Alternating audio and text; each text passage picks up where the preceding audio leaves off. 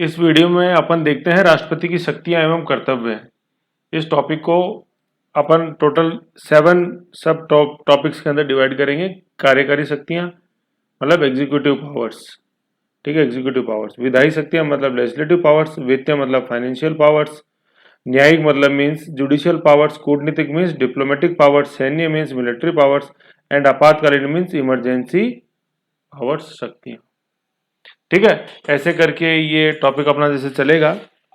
ठीक, अब एक एक टॉपिक को अपन जैसे देखते चलते हैं इसके अंदर, और जो भी इसमें संबंधित क्वेश्चन आएंगे वो आपको मैं समय समय पर बता रहा हूँ। सबसे पहले अपन देखते हैं एग्जीक्यूटिव पावर्स, कार्यकारी शक्तियां। ओके, आओ, कार्यकारी शक्तियां, एग्जीक्यूटिव पावर्स। ठीक है, एग्जीक्यूटिव कार्यकारी। भारतीय कार्यपालिका के समस्त कार्य राष्ट्रपति के नाम से किए जाते हैं। यह अनुच्छेद है 77(1). ठीक है, कार्यपालिका के सारे काम किसके नाम से किए जाते हैं? राष्ट्रपति के नाम से। ठीक है, मतलब अभी अपन देखें, जैसे मान लो कोई कानून बनता है, जैसे मान लो सूचना का अधिकार कानून बना, तो उसके ऊपर सूचना एवं सूचना एवं जनसंपर्क या प्रसारण मंत्री के साइन नहीं होते हैं। उस विधेयक के ऊपर कानून जब बनता है तो सिर्फ राष्ट्रपति के साइन होते हैं। समझ गए? तो संबंधित मंत्री का कोई भी लेना देना नहीं है किसी भी कानून के फाइनल क्रियान्वयन से। बस मंत्री तो का ड्राफ्ट करते हैं कानून को, फिर जब उसके ऊपर फाइनल जिसके साइन होते हैं गजट नोटिफिकेशन पे, वो साइन किसके होते हैं? वो राष्ट्रपति के होते हैं किसी भी कानून में। ठीक है ना, संबंधित मंत्रालय का जो कानून होता है। तो मंत्री सभी कार्यपालिका के सदस्य होते हैं, अपन अभी देखेंगे आगे। ठीक है, तो भारतीय कार्यपालिका के समस्त कार्य राष्ट्रपति के नाम से किए जाते हैं, ऐसा आर्टिकल 77(1) के अंदर लिखा हुआ। ये आर्टिकल जब अपन संसद पढ़ेंगे ना तब और आएंगे, ये रिपीट होंगे यहाँ से आर्टिकल, तो बड़ा इंपॉर्टेंट टॉपिक है, लिंक होता चला जाएगा। दूसरा, राष्ट्रपति नियम बना सकता है ताकि उसके नाम पर दिए जाने वाले आदेश तथा अन्य अनुदेश वैध हों। ठीक है ना, जैसे मान लो कोई भी जैसे सरकारी कर्मचारी है, जैसे मान लो चीफ सेक्रेटरी ऑफ राजस्थान है, वो कोई राष्ट्रपति के बिहाफ पे ऑर्डर निकालते हैं, तो राष्ट्रपति ऐसा आदेश निकाल सकते हैं कि चीफ सेक्रेटरी ऑफ राजस्थान मेरे बिहाफ पे कोई अगर ऑर्डर निकालेगा तो वो ऑर्डर उतना ही वैध होगा कि जितना राष्ट्रपति के साइन के द्वारा किया गया वो। ठीक है, तो उसके नाम मतलब राष्ट्रपति के नाम दिए जाने वाले आदेश वो अन्य अनुदेश मतलब ऑर्डर्स वो वैध होंगे। ये आर्टिकल 77(2) में लिखा हुआ। उदाहरण जैसे राष्ट्रपति के नाम पर उप निदेशक द्वारा जारी किया गया नियुक्ति पत्र। ठीक है, तो मैं आपको इसकी फोटो दिखाता हूं इस नियुक्ति पत्र की, तो और अपने क्लियर होएगा। ये देखो, ठीक है, ये आप नियुक्ति पत्र देखो। ठीक है, ये ज्वाइनिंग ऑर्डर लेटर है एक। ठीक, तो ज्वाइनिंग लेटर किसका है? ये गवर्नमेंट ऑफ इंडिया का रेल मंत्रालय में रेल बोर्ड का ये ज्वाइनिंग दे रहे हैं। क्या दे रहे हैं कि recruitment to the Indian railway services of signal engineering on the base of engineering services examination 2015। बिल्कुल ऐसा आईसीएस का भी आता है। ठीक है, अब देखो इसमें नीचे क्या लिखा हुआ है, ये ज्वाइनिंग लेटर है, नियुक्ति पत्र है ना। क्या लिखा हुआ है? The president is pleased to inform you and the president is pleased to offer you an appointment as a professional in Indian Railway Service of Signal Engineering on the basis of success in engineering service examination 2015 held by the UPSC। ठीक है, तो president के behalf पे ये order दिया है। Order किसने दिया है? अपन नीचे साइनिंग अथॉरिटी देखते हैं कौन है, या नीचे आ जाओ। अब ये साइन देखो आप किस अथॉरिटी के, ये साइन देख रहे हो आप, कमल किशोर। कमल किशोर कौन है? डिप्टी डायरेक्टर एस्टेब्लिशमेंट, ये जनरल रेलवे बोर्ड। समझ लो, तो कहने का मतलब ये कमल किशोर डिप्टी डायरेक्टर ने साइन या अपॉइंटमेंट ऑर्डर दिया अपने साइन से, किसको? संबंधित कैंडिडेट को। किसके बिहाफ पर? प्रेसिडेंट के बिहाफ पर। समझ लो ना, गेस्टेड पोस्ट है तो प्रेसिडेंट ही उसमें बुला सकता है केंद्र सेवाओं के अंदर। इस राज्य में गवर्नर बुलाता है गेस्टेड पोस्ट के लिए, ऐसे। ठीक है, तो ये देख लो वापस ये लिखा हुआ, the president is please to offer you. तो अब बताओ कि प्रेसिडेंट के बिहाफ पे Kamal Kishore deputy director general अपने जनरल रेलवे में, ये किसने दी इन डिप्टी डायरेक्टर को ये पावर? तो ये प्रेसिडेंट अपने आदेश से दी कि कोई भी रेलवे बोर्ड का डिप्टी डायरेक्टर मेरे बिहाफ पे साइन कर सकता है। तो ये पावर मिली हुई है, उस पावर के बिहाफ पर ही ये डिप्टी डायरेक्टर ऐसा साइन कर पाए। समझ गए? तो ये आर्टिकल 77(2) में ये चीज लिखा हुआ है, राष्ट्रपति नियम बना सकता है ताकि उसके नाम पर दिए जाने वाले आदेश व अनुदेश वैध हों। तो अभी ज्वाइनिंग लेटर है ना, ये वैध है। कोर्ट में चैलेंज नहीं कर सकते कि सर ज्वाइनिंग लेटर पर मतलब प्रेसिडेंट की साइन नहीं है। अरे प्रेसिडेंट ने उसको एम्पावर कर दिया डिप्टी डायरेक्टर को, ऐसे अनुच्छेद 77(2) के तहत। तो कुछ जीवंत एग्जांपल जैसे आप देखोगे ना, जैसे मैंने लिंक दिया हुआ, आप भी क्लिक करोगे मिलेगा। ये जीवंत एग्जाम्पल देखोगे ना तो चीज समझ में आती है।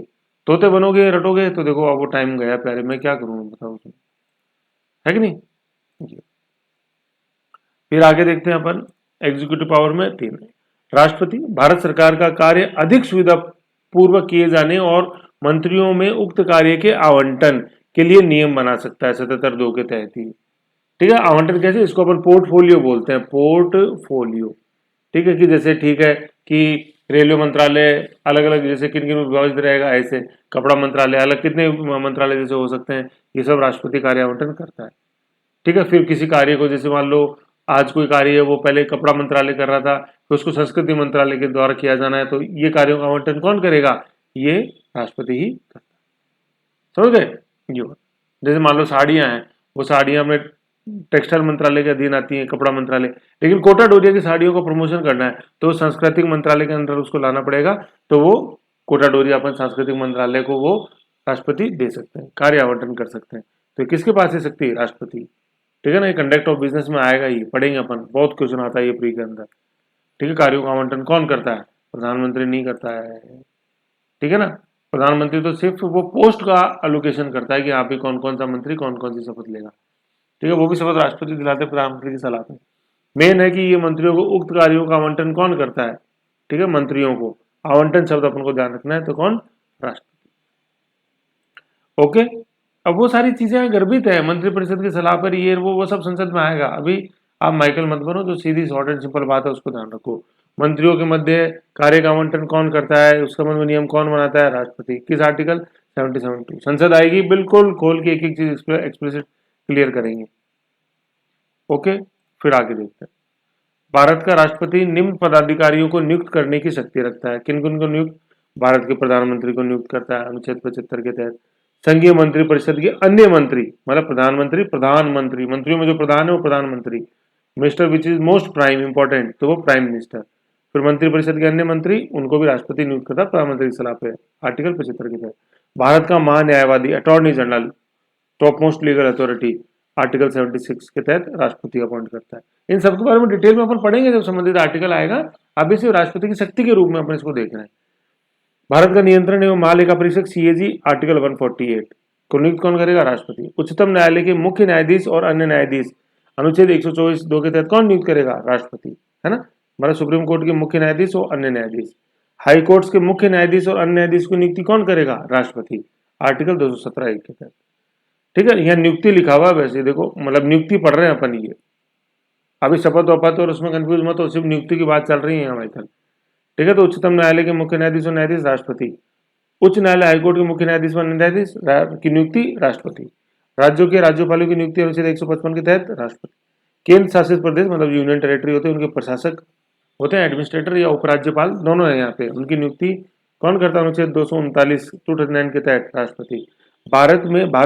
भारत के विदेशों में, मतलब भारत के अन्य जो विदेश देश हैं 193 जैसे यूएनओ के, तो विदेशों में राजदूत तथा उच्चायुक्तों की नियुक्ति कौन करता है, ये मतलब ये आईएफएस एक्ट के तहत है, ये ऐसा कॉन्स्टिट्यूशन में नहीं है कहीं, तो वो कौन करता है अन्य देशों में भारतीय राजदूतों की नियुक्ति, तो वो राष्ट्रपति, है ना। राजदूत एम्बेसडर होता है, उच्चायुक्त को अपन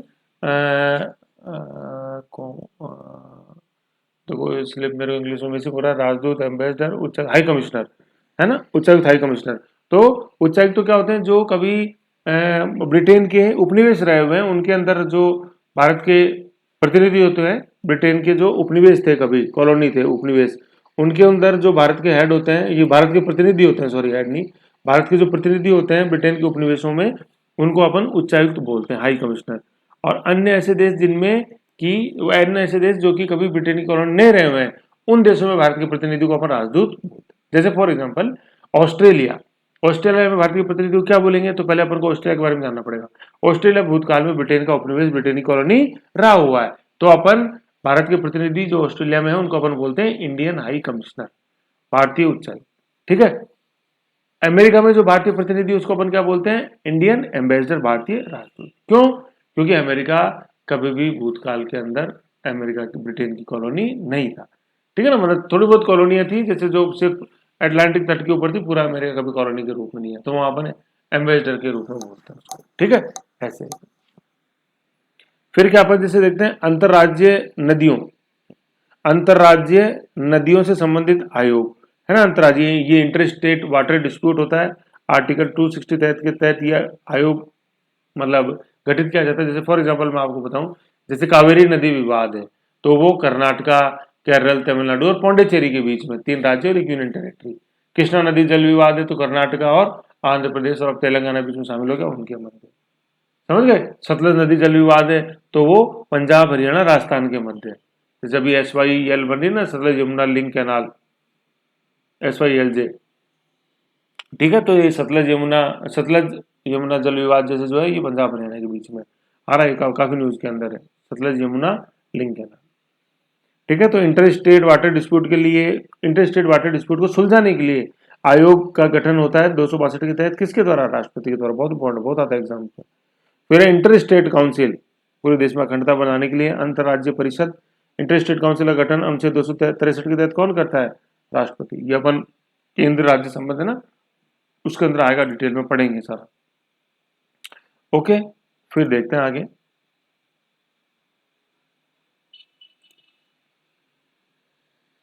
फिर है 12वें नंबर पे वित्त आयोग, है ना। फाइनेंस कमीशन प्रत्येक 5 वर्ष पे गठित होता है केंद्र और राज्यों के बीच वित्त के बंटवारे के लिए, तो वो आर्टिकल 280 के तहत कौन करता है? राष्ट्रपति करता है। संघ लोक सेवा आयोग के अध्यक्ष व सदस्य अनुच्छेद 216(1) नियुक्ति राष्ट्रपति के द्वारा। राज्यों के समूह के लिए संयुक्त आयोग, ज्वाइंट पब्लिक सर्विस कमीशन बनता है, उस पब्लिक सर्विस कमीशन का गठन कौन करता है? राष्ट्रपति।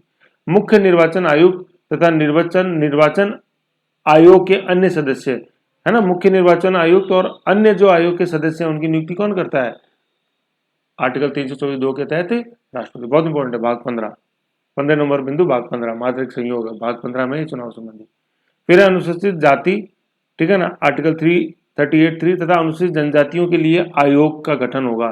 तो ये आर्टिकल मतलब क्या, देखो अनुसूचित जाति के लिए तो 338(3) है, जनजातियों के लिए 338 क है, ठीक है ना, ये यूं है, यहां तक ही था वैसे। तो 338(3) तो अनुसूचित जाति, शेड्यूल कास्ट और ST के लिए, ट्राइब के लिए 338 क के तहत आयोग बनता है। फिर पिछड़े वर्गों के लिए, जैसे अनपिछड़े वर्गों के लिए आयोग 338 ख के अंदर है, पिछड़े वर्ग, बैकवर्ड क्लासेस के लिए। फिर अनुसूचित क्षेत्रों के प्रशासन, है ना, शेड्यूल्ड एरिया जैसे आएंगे कि प्रशासन पर प्रतिवेदन देने के लिए आयोग का गठन राष्ट्रपति करता है आर्टिकल 339 के तहत। सारे अपन ये पढ़ेंगे, प्रोविजंस आगे आएंगे। फिर राजभाषा आयोग, ठीक है ना, राजभाषा आयोग आर्टिकल नंबर 344, वेरी इंपॉर्टेंट। राजभाषा आयोग राजभाषा से संबंधित है, ठीक है, राष्ट्रीय भाषा नहीं है ये, राज्य भाषा है, ऑफिशियल राज। फिर भाषाई अल्पसंख्यकों की भाषा को शासकीय मान्यता, ठीक है ना। भाषाई अल्पसंख्यक क्या होते हैं? जैसे राष्ट्रपति को ऐसा लगता है कि इस पर्टिकुलर एक भाषा को बोलने वाले व्यक्ति कुछ ही हैं, तो उस भाषा को शासकीय मान्यता दी जाए, ठीक। तो ये किस आर्टिकल में ये बात? ये 347 के अंदर है। और उसको शासकीय मान्यता देना, राष्ट्रीय नहीं शासकीय, तो ये कौन देता है? ये राष्ट्रपति देता है। किस आर्टिकल के तहत? आर्टिकल 347 के तहत, है ना, शासकीय मान्यता, ऐसा इसको अपन को ध्यान रखना है, फॉर ऑफिशियल पर्पज।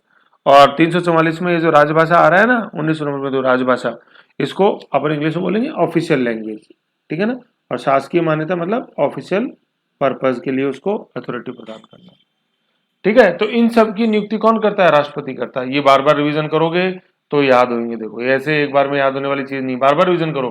फिर जब अपन अभी कॉन्स्टिट्यूशन में आगे पढ़ते जा रहे हैं, सब आते जाएगा, फिर सब आते जाएगा। ये नियुक्ति पढ़ी है अपन ने सिर्फ, है ना, इसमें कहीं भी नहीं है शपथ हटाना वटाना, इसको कंफ्यूज नहीं होना। बस ऐसे जैसे ये टोटल अपन ने पढ़े कितने आइटम है? 20 आइटम है, तो कम से कम 15 तो याद होनी चाहिए, हो जाएंगी धीरे धीरे जब अपन एक एक भाग पढ़ते जाएंगे ना, हो जाएंगे। बार बार रिविजन करो, ओके। फिर अपन देखते हैं कि राष्ट्रपति इनमें से जिनको नियुक्त किया ना, तो कुछ को हटाने की शक्ति भी राष्ट्रपति के पास है।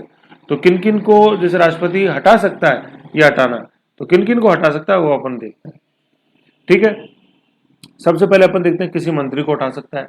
जैसे अपन देखेंगे कि मंत्री जो है ना, सामूहिक रूप से उत्तरदायित्व होते हैं लोकसभा के प्रति, और व्यक्तिगत रूप से उत्तरदायित्व होते हैं राष्ट्रपति की, समझ गए। तो मंत्रियों को हटाता कौन है? राष्ट्रपति। वो बात दूसरी कि प्रधानमंत्री की सलाह पे वो सब गर्वित है, राष्ट्रपति जो भी काम करता है, चाहे नियुक्ति का चाहे हटाने का, सब मंत्रिपरिषद की सलाह पे होता है, और मंत्रिपरिषद की लिखित सलाह पे, ठीक है ना।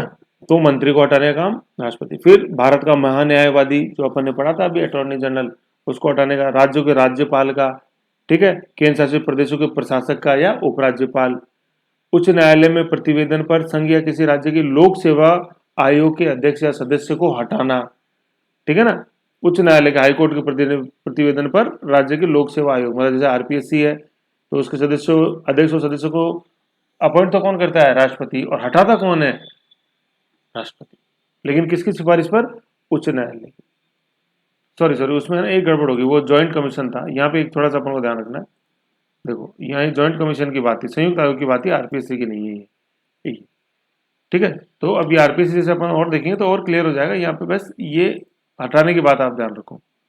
ये उच्च न्यायालय हाईकोर्ट के प्रतिवेदन पर संघ या किसी राज्य के लोक सेवा आयोग आरपीएससी के अध्यक्ष या सदस्य को हटाने का जो अधिकार है वो किसको है, राष्ट्रपति को हटाने का, ठीक है ना। और किसकी सिफारिश पर हटाया जाता है, संबंधित हाईकोर्ट के प्रतिवेदन पर। फिर 6 नंबर बिंदु देखते हैं, संसद के समावेदन मतलब अनुशंसा पर उच्चतम न्यायालय का या उच्च न्यायालय का न्यायाधीश, है ना, सुप्रीम कोर्ट या हाईकोर्ट के जज को हटाना राष्ट्रपति। फिर संसद के समावेदन पर निर्वाचन आयुक्त, ठीक है ना, मुख्य निर्वाचन आयुक्त नहीं, निर्वाचन आयुक्त, ऐसे, ठीक है। दोनों के देखो, निर्वाचन आयुक्त, मुख्य निर्वाचन आयुक्त और निर्वाचन आयुक्त का जो नियुक्ति का प्रोसेस है ना वो सेम है, लेकिन मुख्य निर्वाचन आयुक्त और अन्य निर्वाचन आयुक्तों के हटाने का तरीका डिफरेंट है। मुख्य निर्वाचन आयुक्त वो हाईकोर्ट सुप्रीम कोर्ट के जज की तरह हटाया जाता है, और जो अन्य निर्वाचन आयुक्त है वो संसद के समावेदन पर राष्ट्रपति द्वारा हटाए जाते हैं, ऐसे, समझ गए। तो ये समय समय पे और आएंगी, ये सारी चीजें क्लियर होती जाएंगी, मैं आपको समय पे सब क्लियर करता जाऊंगा, अभी जो जहां है वहां उसको आप पढ़ो, ओके। फिर अपन देखते हैं क्या है, उल्लेखनीय है कि पदाधिकारियों की नियुक्ति एवं हटाने का अधिकार पूरी तरह से राष्ट्रपति को नहीं है, अधिकांश पदाधिकारियों की नियुक्ति करते समय मंत्रिपरिषद की सलाह ली जाती है, ठीक है ना, ऐसा है।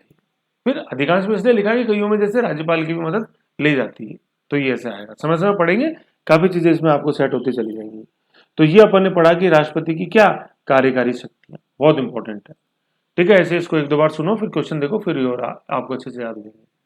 अगले में अपन देखते हैं राष्ट्रपति की अब नेक्स्ट कौन सी आएंगी, देखो सेकंड नंबर पे देखो कौन सी शक्तियां, विधायी लेजिस्लेटिव शक्तियां, ठीक है ना, ये यहां से आएगा विधायी शक्तियां, ओके।